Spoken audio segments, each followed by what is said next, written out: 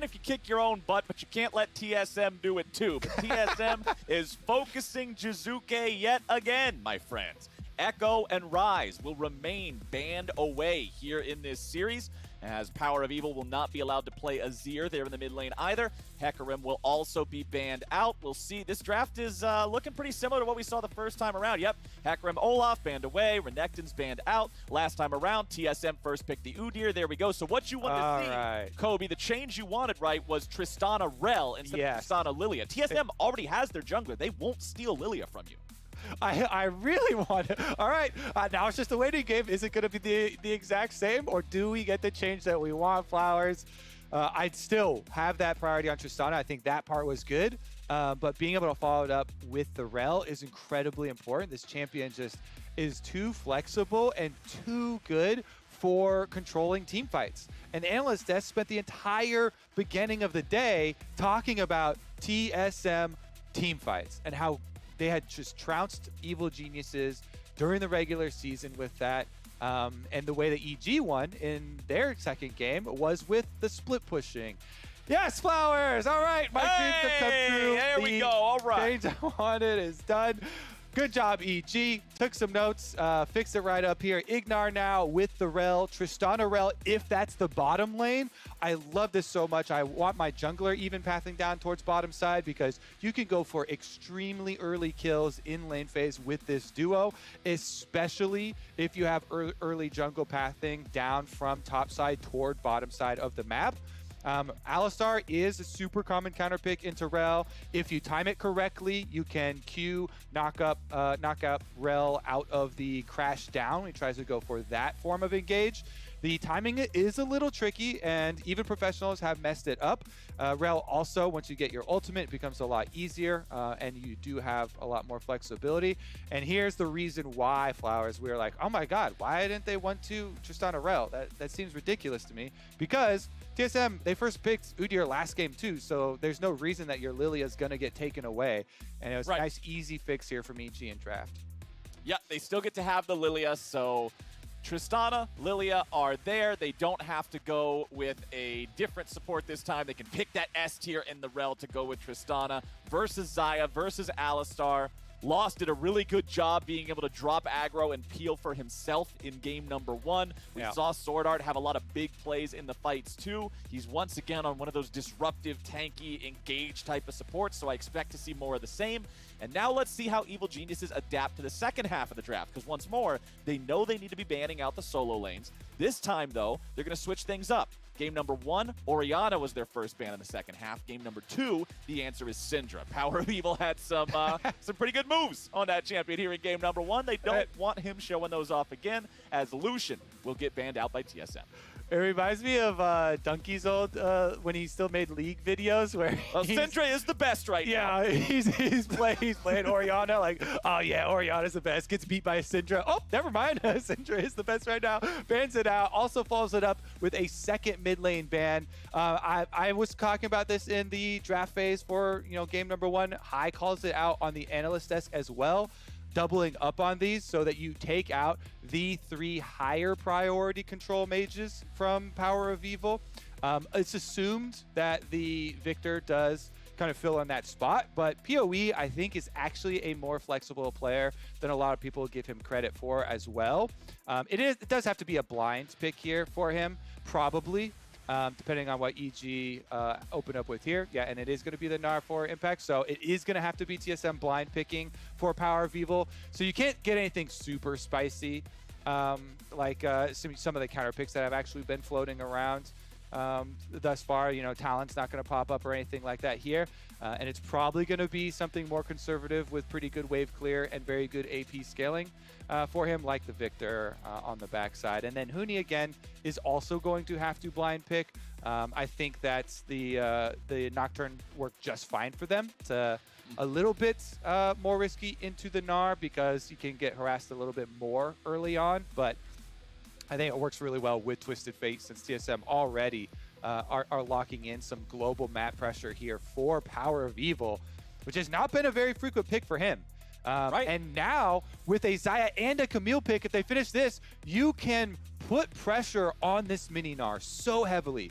Camille into Gnar is good if you have help for the Camille and you're willing to send pressure there. Twisted Fate needs multiple side lane options early on in the game to be super effective, to actually get value out of your ultimate, and that's what PoE has here. So I'm glad to see TSM actually slamming this pick down, because this goes a long ways towards talking about, you know, some flexibility that people have been looking for from TSM. They've got split push options here. They have really, really good early map plays and potential. But EG make their pick again. It's Jiizuke with the Neeko. So you keep your mind open, Flowers. They might do another lane swap. I very seriously doubt that we see Gnar mid and send the Neeko up to the top side again. Also because it's not as much of a harassment, but they are two, you know, differing damage types, so you can, you know, swap it up on your opponents and keep the pressure that way. I think it is going to be the Neeko mid this time around for Jiizuke as he puts his second game in on it. Okay, so we've got Neeko mid. There is a lot of AoE CC potential on the side of Evil Geniuses. If you can get a big multi-man sleep, a big Mega Gnar ultimate, it's easy to follow it up with a huge Pop Blossom. Evil Geniuses needs to be more coherent here in game number 2. Remember the early game back in game number 1 was pretty close here between the two squads, but it was TSM who managed to outfight their opponents after everybody walked away before that dragon fight. Everyone was still alive on both teams, and then it's TSM who find kill after kill after kill after kill by playing it better. So for Evil Geniuses, it's time for a mental reset. Make sure the mechanics are on point and come back swinging here in game number 2. Yeah, they definitely can bounce back really effectively, I think, around some of the early pressure. Neeko early on is such a potent threat. You can throw this route through the minions, put a lot of harassment down on Twisted Fate. It is a double AP jungle and mid matchup here for EG side, so I expect PoE to take magic resistance on his defensive rune, as well as even having even as well as having the option to pick up an early no magic mantle, so you can really protect yourself against the harassment that way.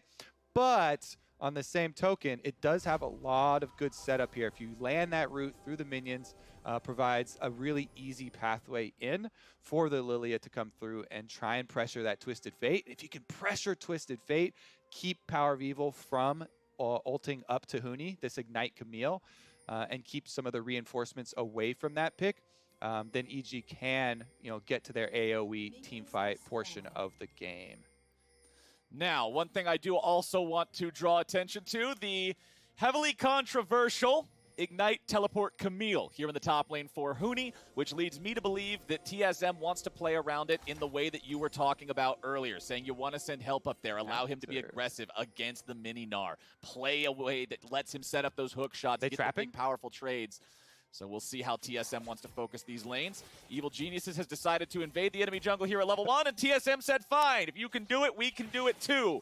What a strange, strange start here for both of the squads. Spica's going to pick up the blue buff. SwordArt will see Deftly and Ignar here in the river. If they try to engage on this, could be big moves here for TSM, as they already have the bear stance here for Spica. Svenskeren stealing away the enemy red buff.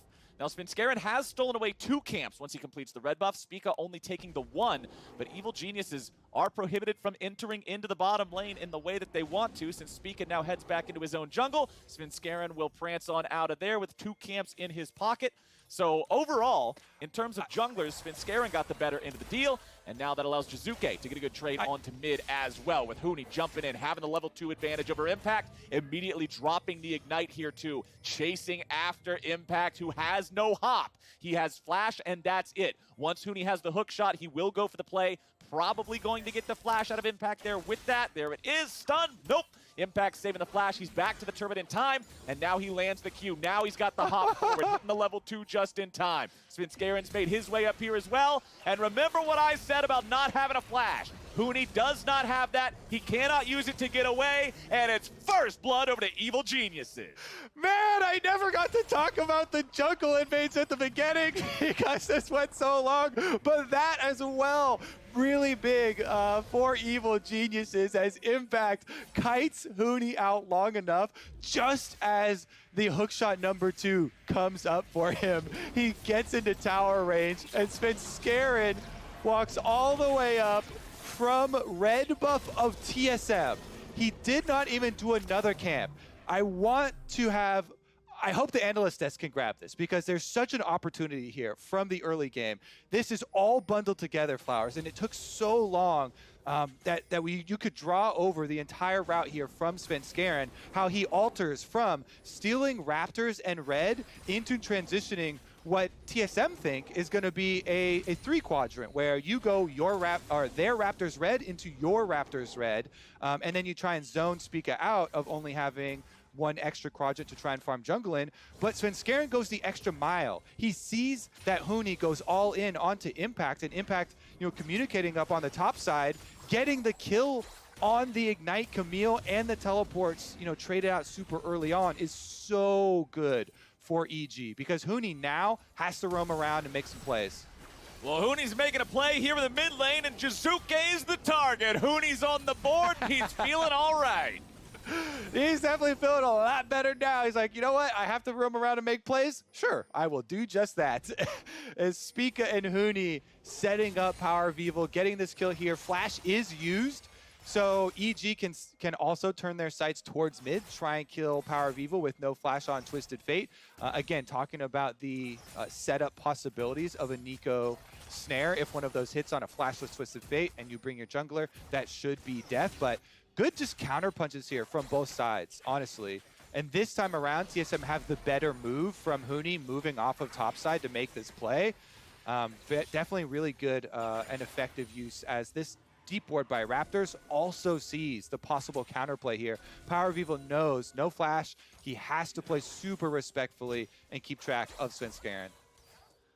Okay, still a very slight gold lead here for Evil Geniuses. Kills all tied up. Svenskeren trying to invade here once again, stealing away a couple of camps. He has Prio in that top lane. Spica's going to rotate over now. Might find him in time to contest the Grump. The smite's there, and Svenskeren gets the steal. Yep, red buff too, and he's got extra speed here with Phase Rush Lillia. Ooh. Man, Spica's not having a good time in that trade whatsoever. Usually Udyr feels pretty comfortable in 1v1s in the jungle, but Lillia's showing him exactly what move speed really looks like.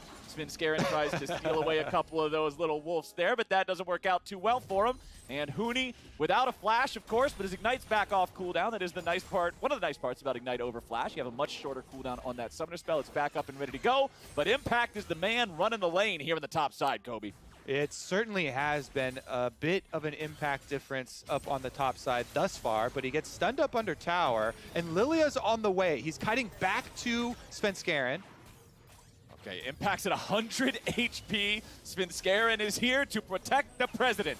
Get him out of here, get him into the limo, and take him somewhere safe. Shortest president ever. TSM has decided they're going for the dragon, and they pick up the first objective. Yep, they're able to get Impact out. Even charges up his Gnar bar on the Scuttle Crab, so he's heading back to lane, threatening a transformation into Mega Gnar, which will make him much more durable. I like the communication here, though. You could see that TSM were telling Huni, yo, Svenskeren is still on our blue side of the map. Don't go for the kill onto Impact, so Huni doesn't overextend in going for that chase. But he does wait around on top side. Nobody else is here. Okay, Impact jumping right on back out. Huni will continue farming up underneath the turret.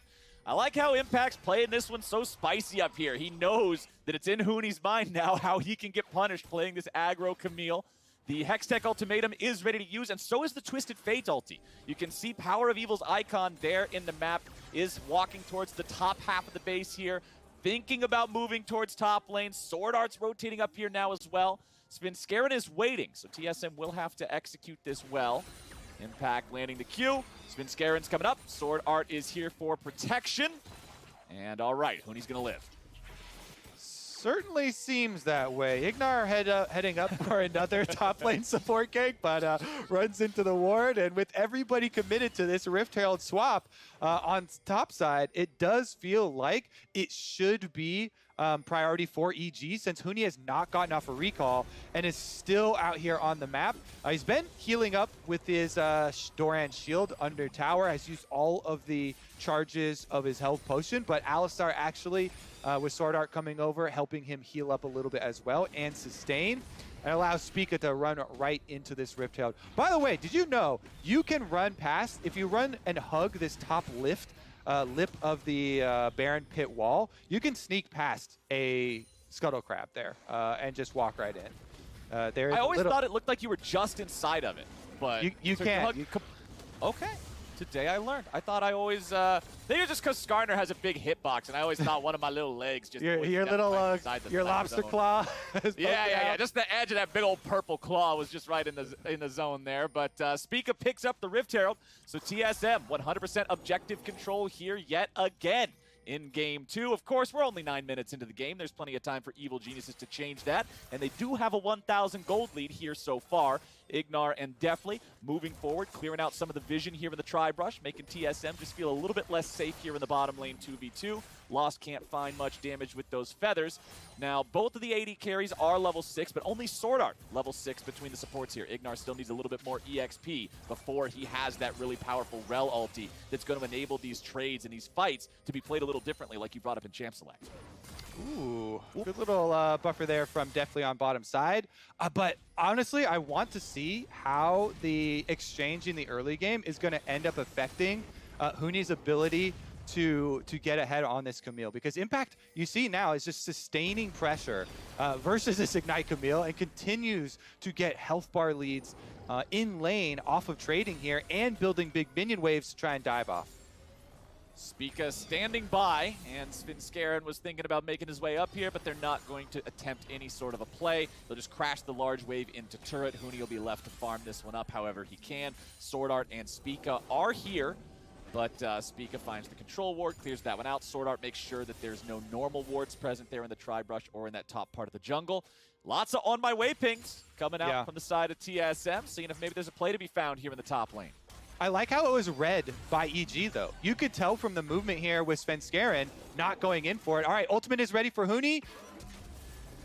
This did not seem like the play here. Huni goes for the Hextech ultimatum. Impact flashes away, drags him underneath the turret. And remember, Camille has no flash, no way out. As soon as Svenskeren shows up, it is bad news bears. Double kill over to Lillia, and Evil Geniuses are feeling good in the top lane. Read like a freaking book, Captain Flowers. EG, they call Svenskeren off of the dive attempt, saying, hey, they're sending SwordArt up again. They have actually gotten a recall timing off on support, and jungle is over there. So not only do EG not make the mistake of diving on top side when they are outnumbered, but they still have Svenskeren, you see, doing Krugs, staying on top side of the map, knowing that TSM are trying to force up here. And Huni, even though they know that Impact has flash, he still goes for the Hextech ultimatum at the tower, allowing Svenskeren to just flash in there. Huge play for them. They get the kill so quickly that it doesn't even matter that Twisted Fate ultimate actually gets off and PoE gets there. This was read like a picture book, actually. It was so even, so easy there for EG. But TSM not going to stop making plays. Once again, even after Huni gets picked off, he rotates to another lane and looks to make a play, but Evil Geniuses is here for the counterattack. Huni's got the bomb strapped to his head, a little bit more damage, and now he's gone. SwordArt getting CC'd now. Pop Blossom here to follow it up. The Alistar ulti finally fades away, and Evil Geniuses finds another 2 for 0. They are winning all across Summoner's Rift here in game number 2. They look like a new team. This is exactly why we love best of fives here in playoffs. Captain Flowers, game number 1, so heavily in TSM's favor, but the small adjustments from Evil Geniuses paying off big already in game number 2, and they are crushing it here. Continuing on with Impact, trying to get some more harassment onto PoE. Even with Ignar behind him, they won't get the kill, but they will set up their dragon. They've got deep vision now into the red quadrant of TSM. Svenskeren should be able to grab up this objective and put a stop to Spica's reign of dominance in those neutral objectives.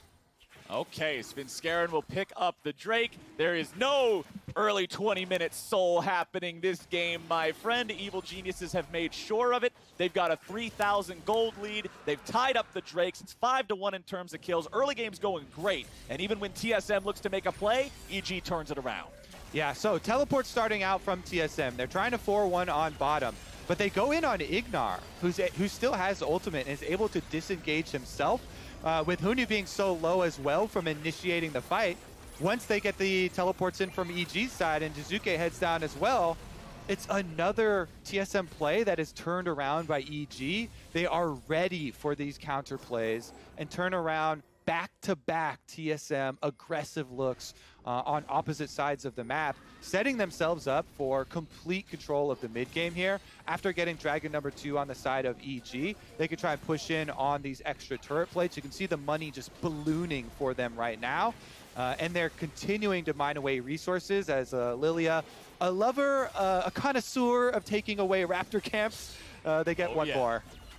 TP showing up for TSM. Evil Genius is going in for the fight. Svenskeren finds a one-man sleep. Huni tries to go after Deftly, who disengages. Seeing that their AD carry is split off, everybody else from EG decides to call off the play. So the teleport from TSM is enough to make sure that nobody dies. But hey, Impact was left to his own devices up here in the top side and might just be able to grab the turret. Plating fell 5 seconds ago. Yeah, honestly, Flowers, this one does feel like a snowball that is just continuing to grow for EG. When it rains, it pours. That was a really good defensive play from Deftly. He rocket jump ults Huni away, so Twisted Fate ultimate used on bottom side of the map. Impact never joined and allows them to get another early turret for themselves, even having EG defend bottom side. So it is 2 turret advantage still for EG, even against the extra global from TSM.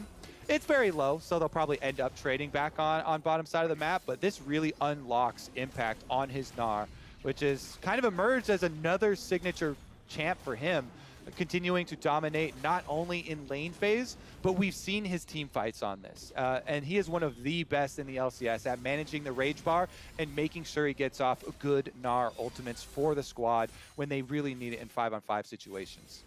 And I also want to compliment Jiizuke's performance here in this game so far. Game number 1, we didn't feel like the Yone had a whole lot of impact or say in the game. But here on this Neeko, he's up 30 CS in his mid lane matchup. When he rotated to the bottom lane, it was his CC that was able to get the extra kill on SwordArt. Right there again, he gets another root. And now as we get into the mid game here, 15 minutes in, second Rift Herald on the table. Nice initiation coming down. Ignar guarantees that Lost is gone. Impact zoning away the rest of TSM. He's got half HP, likely to die here. Nice shutdown for Huni. 1-for-1 fight here so far, but Evil Geniuses are not done. Huni will not be able to find a way out of this fight any further. EG, they take a 2-for-1, and now I don't think they'll find anything else on the back end. Honestly, yeah, I don't know if they have to. EG, take away wolves and everything. They've already taken away everything on the map. The Rift Herald number 2 is picked up for them. They can get the empowered recall for the reset. You see these lines of vision getting deeper and deeper into TSM territory. Speaking of deep, though, Spica walked over those wards. We'll check back in on live. You know, Udyr is very fast. What was Lost looking at, Flowers? Because he wasn't looking at Ignar. I'm not sure. He definitely was not looking at Ignar, who just walked up, cleared the war in Pixel Brush, and then is in range straight up for an ultimate combo. So Lost gets annihilated. Huni is able to finish off the kill on Impact there, and they do burst down Impact before he transforms out of Mini-Gnar, which is definitely good for TSM. But Lost has got to have better spatial awareness. Walking up that close to a Rell is actually just a death wish. He gets full comboed, 100% to 0 before the ult even goes off, and with the ignite damage on him as well, still goes down. Okay, SwordArt tries to make a move onto Impact here, but will not find it. Deftly rotates up. Evil Geniuses is able to stop this push from going any further. Want to point out that the Jiizuke just completed his Everfrost. So Neeko now has E, Everfrost, R. There's the chain CC from this one champion now. He's going to keep you locked in place for a good long time, my friend. You might as well become a turret at that point because you are not moving anywhere for any reason. Jiizuke's got the CC as long as everybody else has the damage. And for Deftly on the Tristana, he is scaling up just fine here heading into the mid game. Lost pushing up here in top side. Does get tagged by the very back end. Ping party. We have both teams spamming pings up here. Everybody's moving in, buddy. Let's see who decides to make the first move. TSM's got more bodies here to start, but Evil Genius is rotating the AD carry and the jungler up. Impacts the one charging forward. Auto attacks landing onto SwordArt, gets one proc of the hyper, and decides to walk right back away. Neither side is confident enough to really jump in on this. I love it too when both teams, think they have the pick or whatever, and you see double colors from both sides. Everybody's heading up there. They eventually do ward out SwordArt on Alistar, and the game is up. Everybody decides to back up without the initiative of extra vision. There's no way that TSM can pull that play off on EG, and so EG are content to just go right back down to Dragon. They control the map with how much they've been able to dominate this early game and keep up even their bottom tower, so all outers still standing for EG. Impact does evade for now, and Ignar is on the way. And PowerOfEvil uses the teleport, looking to make a move up here, but with Ignar's support, Impact is able to stay safe. Now they'll continue to chase after the TSM players. A little bit more damage onto Lost. The boomerang flies out. Impact will continue leading the charge. But Evil Geniuses, they're just keeping TSM distracted up here in the top lane because mid lane, Rift Herald #2 has been summoned, and Svenskeren and Jiizuke can take the tier 2 turret for free. They should even be able to get an extra Rift Herald charge here. Let's see, and there it goes. Tier 3 turret loses 75% HP as well.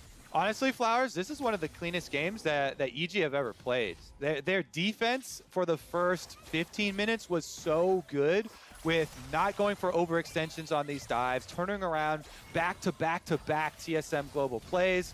Now, though, pick on Jiizuke, and the Everfrost is on the other hand, Flowers. PowerOfEvil The Everfrost is on every hand.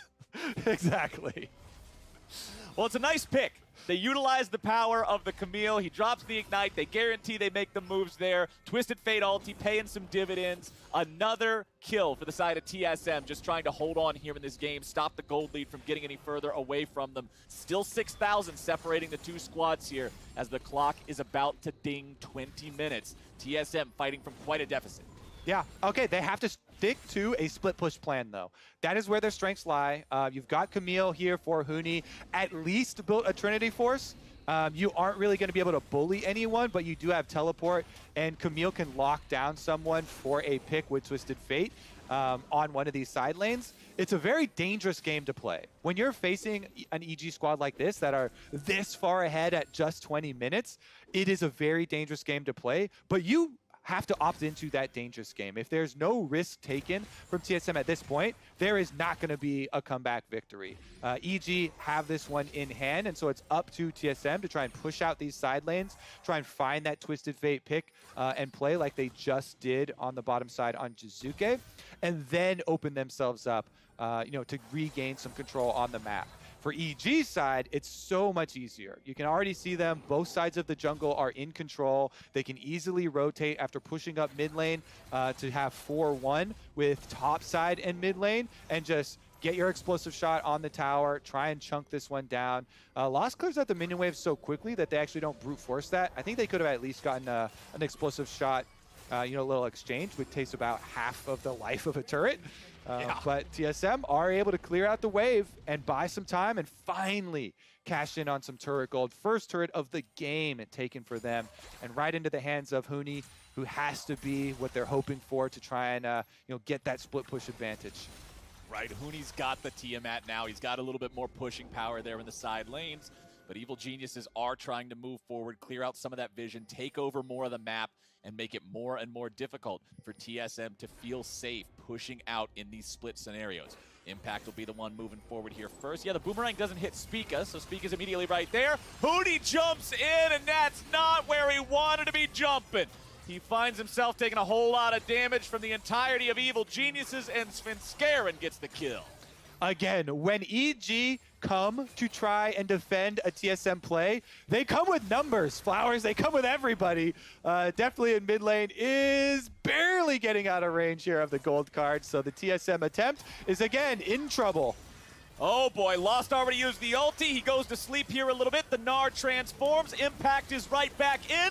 He wants to go for the damage, the control onto Lost, and Svenskeren goes on a rampage. SwordArt makes sure Oh, EG makes sure that SwordArt goes with him, and Evil Geniuses are on to the Baron at 23 minutes into this game. Huni has teleport to try to join up if TSM want to stop this. Jiizuke's under pressure. Spica has to flash away from the Pop Blossom. Huni's going for the damage and finds a kill and an impact. Ignar's going to be taken low next, but Huni's the one to die first. Spica tries to stand alone in a 1v4, but Evil Geniuses score the Bud Light ace.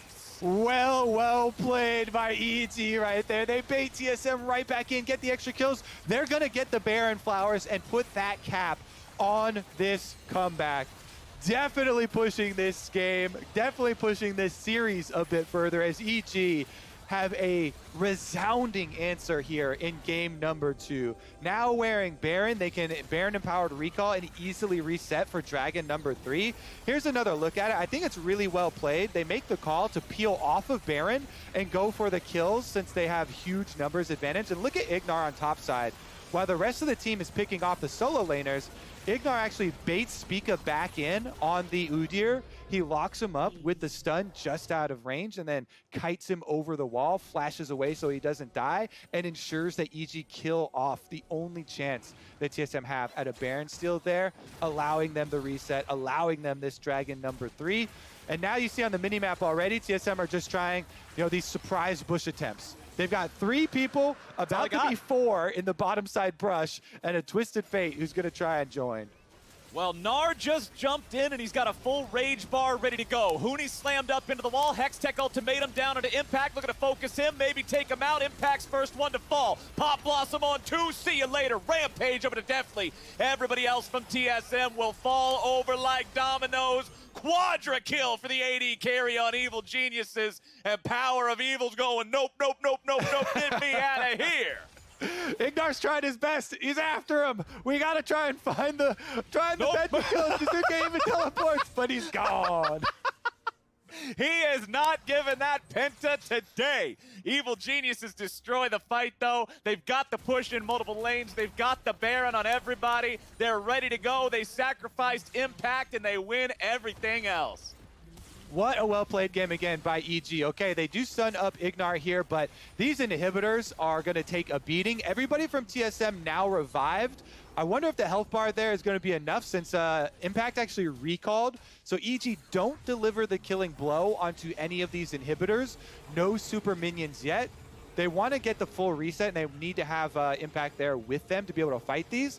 But the main thing has remained true here. When EG come to check one of these bait attempts from TSM, they come with everybody. They know the only chance for TSM to come back in this game is a surprise outnumbered play. So Impact does face check, but he knows there's a high chance that all of TSM are here. So he goes in as Mega, still locks them down, and sets them up for Jiizuke on the Neeko to be able to get the big ultimate. And giving over the quadra kill to Deftly. 7-0-5 on Tristana now. 3 items plus a QSS. That is definitely a late game comfort zone. The only thing that could have made that Honda performance play better is if he could have secured the Penta, but again, when PowerOfEvil's got the TP ready to go and he is just bound determined to not let it happen, it ain't gonna happen. Evil Geniuses, though, they're saying it's time to bulldoze some inhibitors, and I think they're probably right. Mid lane inhib falls immediately, and now we'll see if they want to stick around for the team fight, force it out here. Yes, they do. Lillia Sleep's been used. PowerOfEvil immediately into the stasis. PowerOfEvil immediately into the ground. Spica goes with them. Lost tries to use the ulti. Gets out of the Mega Gnar. Evil Genius is continuing to push forward now. Root into more CC and a more CC and a more what, Kobe? More CC! Evil Geniuses just will not let this man move. And now they're pushing on to the Nexus turrets. They won game 2 as hard as TSM won game 1. And they're making it look like we got quite a series on our hands here today. SwordArt's the last one still alive. Not anymore. Double kill for Jiizuke will end this game, and Evil Geniuses tie the series up. They hit right back at TSM. 1-1 now. We've got a very exciting series pushing this pick ban ahead another step as well, because it is going to be up to the side of TSM to choose now which side they want. if they want to remain on blue side, make some adjustments. E.g., after making that quick adjustment, the Rell definitely having a huge impact in this one. But honestly, it was more about the team play to me. So many of these TSM attempted picks, attempted, Twisted Fate and global usages even turned around by really good defensive properties here from EG. They make intelligent decisions, a lot of them around impact, which, by the way, talking to the EG players, is the main shot caller for this team. All the teams that have played, all the players that have played with Impact always talk about how vocal he is in setting up, especially a lot of the mid and late game calls and coordination for this team. And it really was on display here in game number 2. And I'm glad, because now it's not just going to be a stomp. We're not getting a 3-0 for sure.